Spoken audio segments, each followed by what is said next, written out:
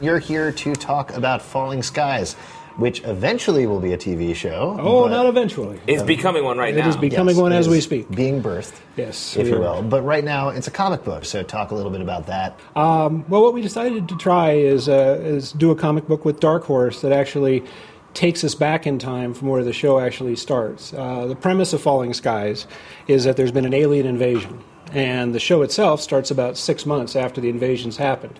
And so a lot of terrible things have gone down, and our guys are gathering and trying to prepare for what comes next. What the comic book does is it takes us back about 4 months from that, 4 or 5 months, so we can see where our characters were earlier before we get to the first episode of the show.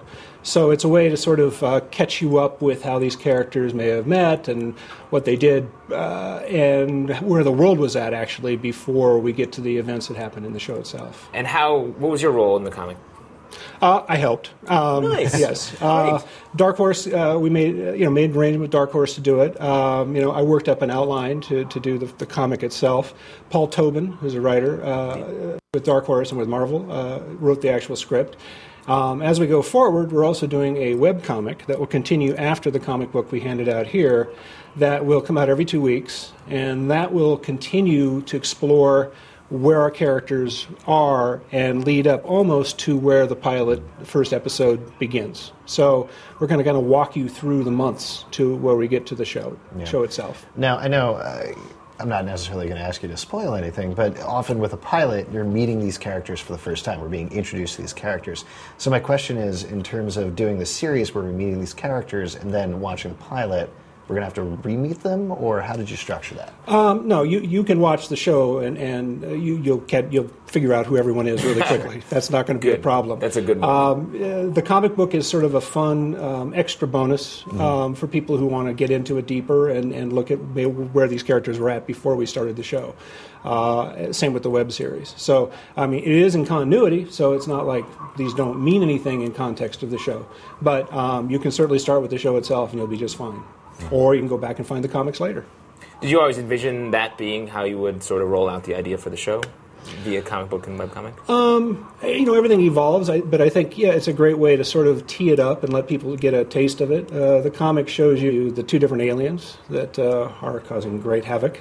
And you meet our main characters. You meet Tom Mason, who's played by Noah Wiley on the show. You meet Ann Glass, who's played by Moon Bloodgood. And you meet Tom's kids, who play an integral role in sort of where the show goes as we get to the show itself. Yeah. Now, again, not asking you to spoil the show too much, but how much alien mayhem are we going to see on it?